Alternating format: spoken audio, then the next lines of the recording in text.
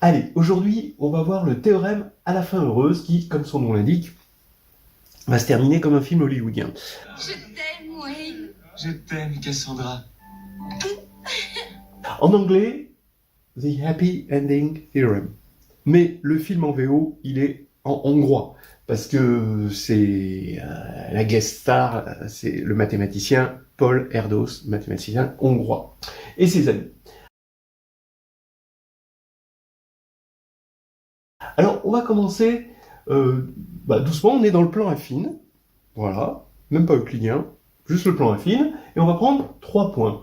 Et on s'en rend pas compte de la chance qu'on a, mais quand on prend 3 points, s'ils sont pas alignés, alors ça forme un triangle convexe. On s'en rend pas compte, mais on va s'en rendre compte si on prend 4 points. Si vous prenez 4 points quelconques dans le plan, eh bien, vous pouvez, de temps en temps, si par exemple je pense 1, 2, 3 et un quatrième là, j'obtiens un quadrilatère convexe, mais si je prends cette situation avec un triangle et un point au milieu, eh bien, je n'obtiens pas un quadrilatère convexe. Dans un premier temps, on peut se demander combien de points il me faut pour pouvoir en extraire un quadrilatère convexe. Et 4 n'est pas suffisant. Il y a le théorème de la mathématicienne Esther Klein qui dit que parmi 5 points du plan affine, s'ils ne sont pas alignés 3 par 3, alors on peut en extraire 4 qui forment un quadrilatère convexe. En lançant ce théorème, Esther Klein a déclenché plein de choses que nous allons voir là maintenant. Alors d'abord, comment se convaincre qu'avec 5 points du plan, dont 3 ne sont jamais alignés, on peut toujours en extraire 4 qui forment un quadrilatère convexe. Alors, déjà, il faut qu'on soit dans une situation, je vais prendre 3 points, donc pour 3, je sais que ça marche, ensuite je vais mettre un quatrième. Alors, regardez comment le plan a été scindé. Si je mets un point ici, ici ou ici, alors je vais avoir un quadrilatère convexe. Par contre, si je le mets ici, ici, ici ou ici, eh bien là, je n'ai pas un quadrilatère convexe. Donc, qu'est-ce que je dois faire? Eh bien, je vais me ramener à la pire des situations. C'est-à-dire si le point ici, le quatrième point, est ici, ou ici, ou ici, ou ici. Mais quitte à choisir les 3 points pour former un plus grand triangle, le plus grand triangle, on peut supposer que ce point-là est ici. Voilà. Donc on est déjà ramené à une situation où les 4 points sont dans cette configuration. Maintenant, on va mettre le 5e. Où est-ce qu'on va le mettre? Alors, maintenant, on peut le mettre là, là, là, là, là, là ou là. Si on le met là, pareil, on n'a qu'à considérer qu'on a un point. Alors attention, parce qu'ici, ils ont l'air d'être alignés. Alors, je vais le mettre comme ça. Voilà, pareil, on n'a qu'à considérer que l'on prend le plus grand triangle. Donc, quitte à prendre parmi les 3 points le plus grand triangle, le triangle le plus enveloppant, eh ben forcément, là, dans ce cas-là, je ne peux pas être dans cette situation-là, donc ni dans celle-là, ni dans celle-là. Donc il va rester quelle situation?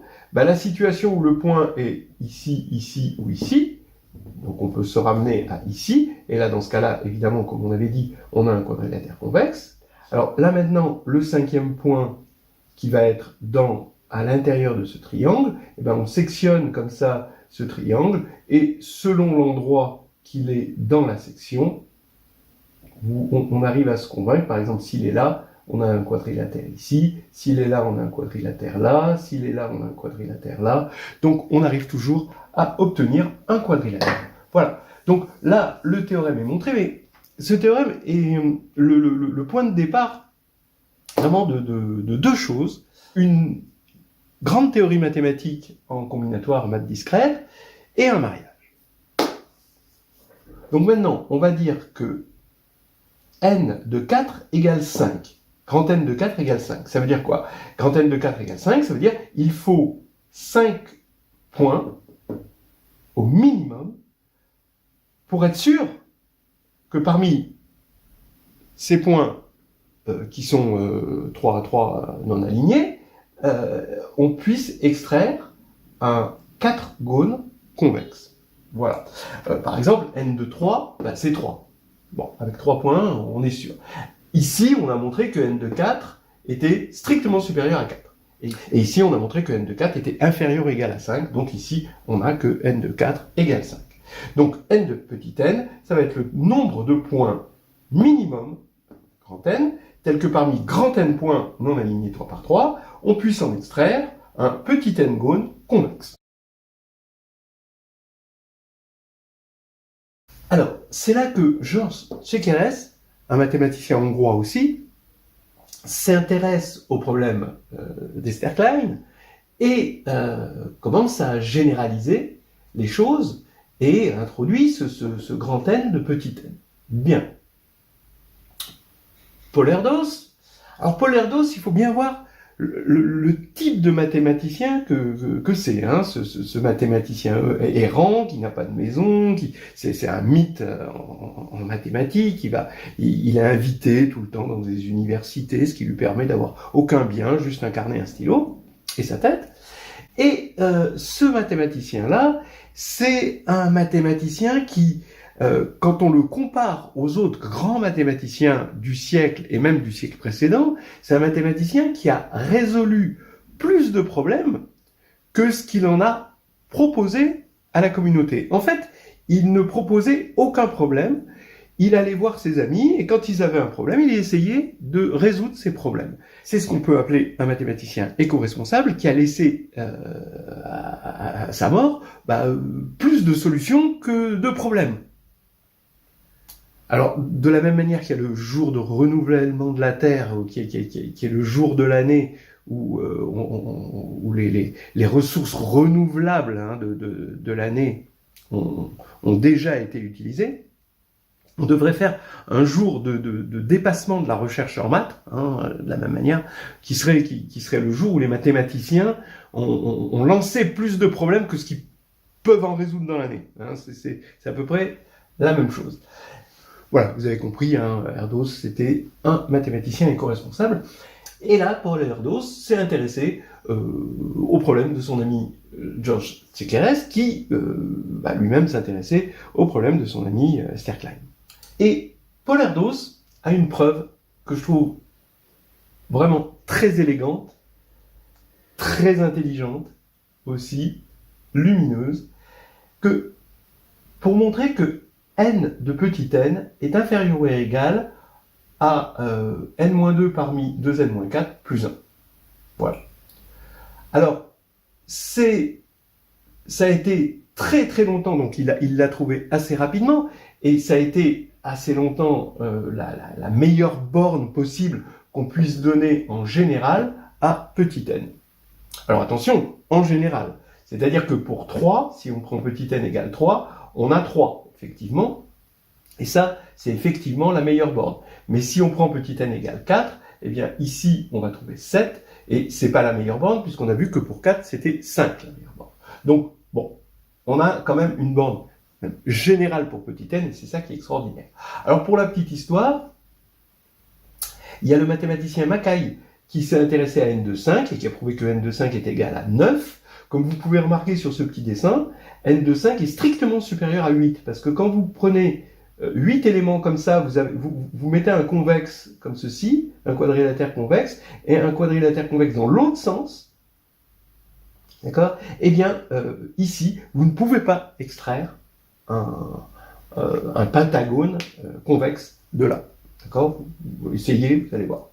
Donc, n de 5 est strictement supérieur à 8, et Mackay a montré que c'était égal à 9. Donc, Esterklein a prouvé le théorème de tout à l'heure pour n de 4 égale 5 en 33. En 34, Csekeres a donné une borne, mais vraiment une borne gigantesque, mais c'était intéressant parce qu'il n'était pas clair que grand N de petit n soit fini.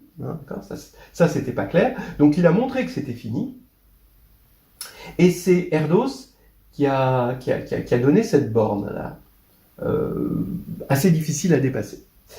Et tous les deux ont fait un article en maths, mais CKRS et Esther Klein se sont mariés donc en 37. Voilà. Donc 33, 34, 34 ici, l'article en 34 et 37 pour le mariage, juin 37. Voilà une histoire qui part bien. On va démontrer maintenant ce théorème et on va rentrer dans les petits carnets d'Erdos. Ok, alors, on va donc montrer cette borne avec la méthode de Paul Erdos. Donc, en fait, ce qu'on va montrer, c'est la chose suivante. C'est que si S est un ensemble de points, donc ils ne sont pas 3 à 3 et alignés dans le plan, et si le cardinal de S est strictement supérieur à I-2 parmi I plus J-4, avec I et J supérieur à ou égal à 2, alors S contient une suite convexe de I points, ou alors une suite concave de J points. Alors, je sais d'expérience que si on commence à parler de convexité aux étudiants, là, ils développent des allergies. Regardez Madame Suzanne, il y avait les plaques qui me recommencent. Donc, on va essayer d'expliquer ces histoires-là posément. On va se servir du fait que S est fini, d'accord, pour dire, bah oui, il existe un repère tel que les axes du repère ne peuvent pas être parallèles à une droite Mn avec M et N dans S. Ah oui, puisque M et N sont il y en a un nombre fini de M et N dans S, et donc des axes, il y en a un nombre fini, donc il suffit de prendre des axes qui sont différents. Et comme R est infini, on est dans l'espace réel, voilà. Alors, regardez ce que ça donne. Ça va faire que, par exemple, voilà les points en noir de S. Ici, j'ai mis un point en rouge qui n'est pas dans S, d'accord? Vous voyez ce qui se passerait. Ici, ce point rouge, il donne avec ce point-là une droite qui est parallèle à l'axe, et du coup, ils vont avoir même abscisse ici. Alors, justement, c'est ce que je veux éviter. Je veux que les abscisses soient toutes distinctes, et donc qu'on puisse les ordonner sur R. Voilà.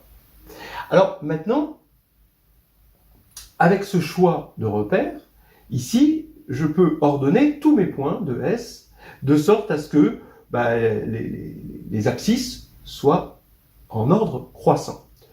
Alors, maintenant, qu'est-ce que c'est qu'une suite convexe? Eh bien, ça va être une suite de points que je vais appeler M1 jusqu'à MK, avec comme coordonnées x, pour MI, XI, YI, telle que la pente ici pour 1, 2 est inférieure à la pente de 3, inférieure à la pente 3, 4, et jusqu'à K-1, K. Voilà. Donc, comme dessin, ça fait ça. Vous avez cette pente-là, pour les points 1, 2, 3, 4, vous avez cette pente-là qui est plus petite que celle-là, qui est plus petite que celle-là. Voilà, déjà. Maintenant, ce qu'on va appeler une suite concave, c'est pareil, mais avec strictement supérieur. Vous avez cette pente-là qui est plus grande que celle-là, qui est plus grande que celle-là, qui est plus grande que celle-là. Voilà. Donc, bon, pour l'instant, c'est compréhensible.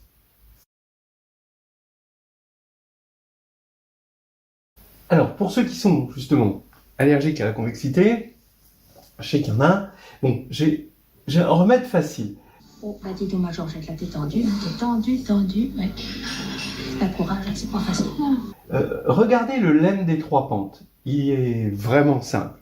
Il dit la chose suivante. Si on a cette pente qui est strictement inférieure à cette pente-là, donc pour les points 1, 2 et pour les points 2, 3, donc on a vraiment ce qu'on appelle une suite convexe à 3 éléments, alors la pente entre 1 et 3 va venir être intermédiaire entre ces deux pentes. Alors vous pouvez le voir comme ça, d'accord? Vous avez cette pente-là qui est plus petite que cette pente-là, et celle-ci qui est intermédiaire entre les deux. Voilà, donc croyez vos yeux, ça marche bien. Alors comment ça se montre? Bon, ça se montre très simplement. Si pour J strictement supérieur à I, on appelle TIJ la pente entre le point MI et le point MJ, c'est facile de voir que cette pente-là, c'est-à-dire T1, 3, c'est x2 moins x1 sur x3 moins x1 T1, 2, plus x3 moins x2 sur x3 moins x1 T2, 3. Parce que le x2 moins x1 va simplifier avec le dénominateur de T1,2, d'accord? Et lui va faire apparaître le dénominateur de T1,3, pareil ici. Et quand on va ajouter, que les dénominateurs auront disparu, on aura ça plus ça, ce dénominateur-là plus ça, c'est-à-dire Y3 moins Y1. Hein, donc vraiment, c'est ça. Mais on peut remarquer que ces coefficients-là, leur somme fait 1, d'accord? Puisque les dénominateurs sont communs, et x2 moins x1 plus x3 moins x2, ça fait x3 moins x1. Donc ici, c'est de la forme ut(t1,2) plus 1 moins ut(t2,3). Voilà, c'est pas difficile, et donc ça veut dire que ça, c'est dans l'enveloppe convexe stricte de T1,2 et T2,3, donc vous avez bien ça. Donc maintenant, qui dit 3 pentes, dit n pentes, hein, donc regardez, si on a 4 points, d'accord, si on a 1, 2, 3, 4, même là 5 points, d'accord, bon, commençons avec 4 points, et vous supposez, au départ, que vous avez une suite convexe, comme ceci, d'accord, que j'écris comme ça. Alors, d'après le lemme des 3 pentes, vous allez avoir T1,3 qui va se situer entre ça et ça. Vous allez avoir T2,4 en appliquant le lemme des 3 pentes au point 2, 3, 4. Vous allez avoir lui intermédiaire. Donc, lui va être plus grand que lui, mais plus petit que lui, qui lui est plus petit que lui, donc ça va faire que T1,3 est strictement plus petit que T2,4, etc., etc.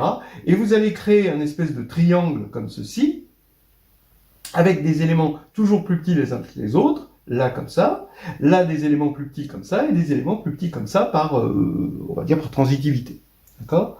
Voilà, c'est facile. Et qu'est-ce que j'en déduis? J'en déduis que si j'ai une suite convexe, donc ça, ça, ça, ça, alors maintenant, je regarde le démarrage de la suite convexe et la fin de la suite convexe, je les relie, eh bien, je vais avoir là la pente T1n, qui va forcément, donc T1n, elle est ici, T1n va être strictement plus grande que T1,2, et forcément strictement plus petite, d'accord, d'après mon schéma, que Tn-1n. Voilà, hein, d'après ce lemme des 3 pentes. Ce qui veut dire, globalement, que par définition, j'ai un polygone convexe. Voilà, je suis sûr que ce côté-là va être de pente plus grande que ce côté-là, celui-ci, celui-ci, celui-ci, c'est ce qui est exprimé ici, et je vais avoir un polygone convexe. Alors maintenant qu'on a fait le lien entre suite convexe et construire un n-gone convexe, et bon, qu'on se doute que pour concave, c'est exactement pareil, on va montrer ce petit lemme d'Erdős. Alors, ce lemme élégant de Paul Erdős, on va le démontrer par récurrence sur I plus J. Bon, I, vous voyez bien qu'une suite convexe, il faut quand même qu'il y ait au moins 2 points. Déjà, c'est presque ridicule de dire convexe pour 2 points, mais alors pour 1 point, ça veut rien dire. Donc, I est supérieur ou égal à 2, J aussi, et comme on fait une récurrence sur I plus J, on commence à 4. Et 4, bon, c'est clair, en fait, l'argument est pratiquement vide, hein, d'accord, ici.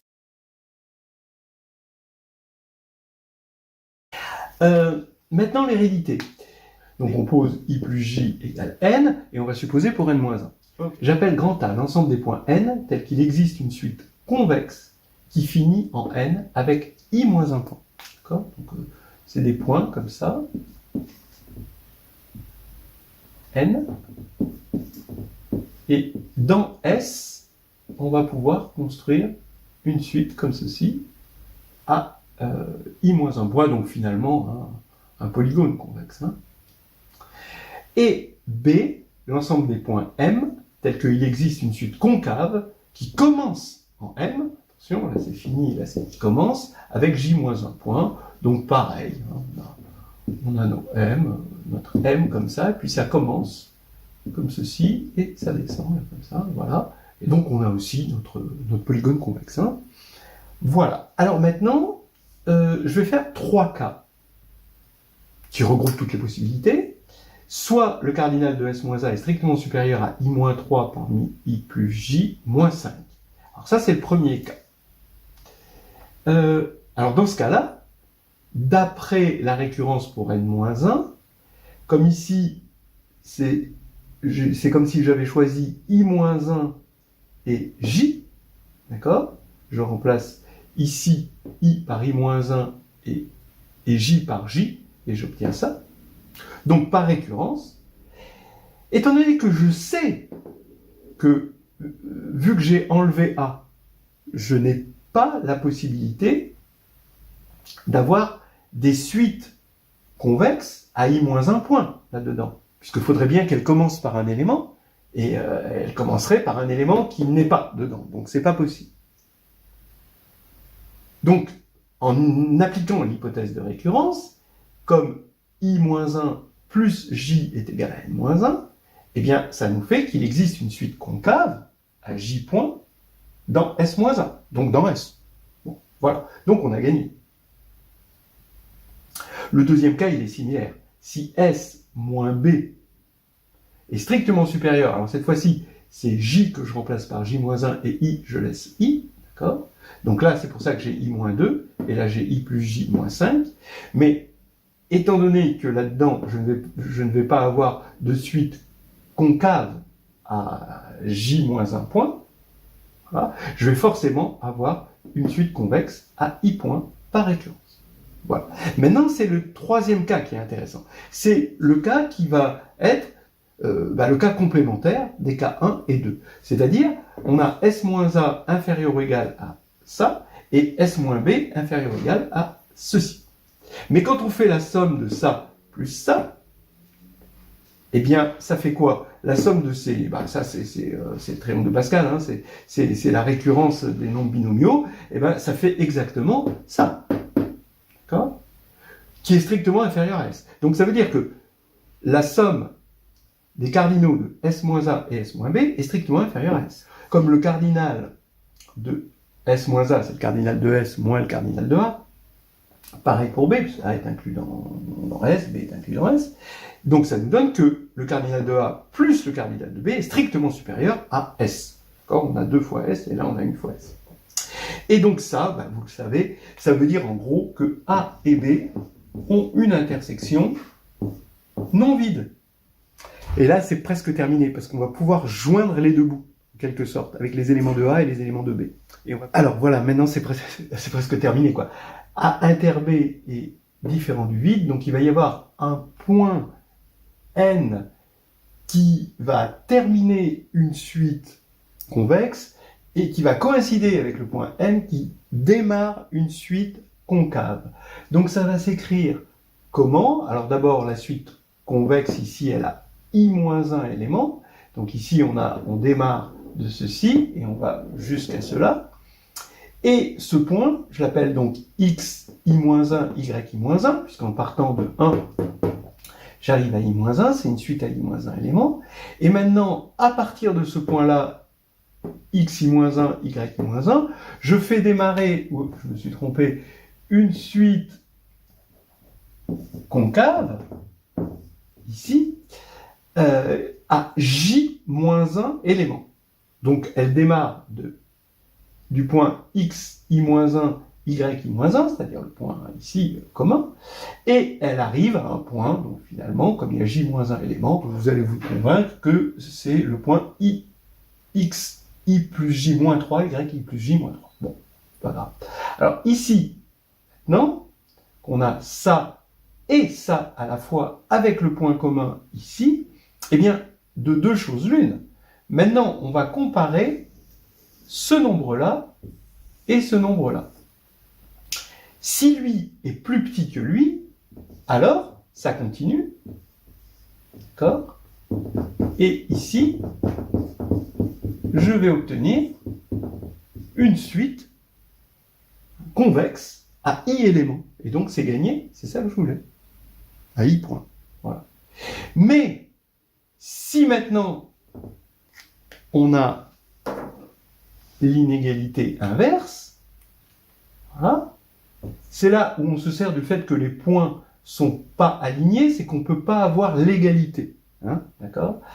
Ici, le non 3 aligné, on n'aura pas l'égalité. Mais si ici, c'est strictement supérieur, alors maintenant, on va prendre ce point-là et qu'on va adjoindre aux autres points pour obtenir une suite concave. Et dans les deux cas, à J éléments, puisqu'on a rajouté un point à une suite à J-1 élément. Donc on a J éléments, et donc on a J point ici.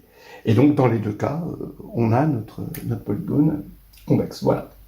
Extrêmement élégant, du style de Paul Erdos, qui demande pas grand-chose. Voilà, c'est d'une modestie, d'une intelligence, c'est éclairé, on sent que c'est bien pensé.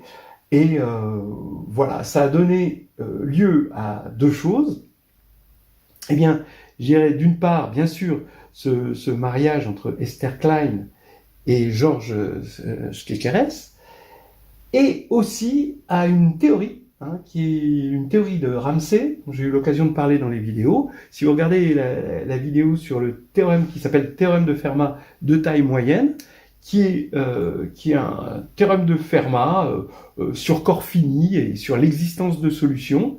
La théorie de Ramsey, c'est une espèce de théorie basée sur le trop-plein, qui fait qu'on a forcément un élément à l'intersection de deux sous-ensembles, et qui nous permet de donner l'existence de certaines choses, comme par exemple l'existence de solutions à des équations, etc. Donc voilà, tout est bien qui finit bien. Je t'aime bien. Je t'aime, idéal féminin. C'était le théorème à la fin heureuse. On en sort tous grandis, c'est pas super bien?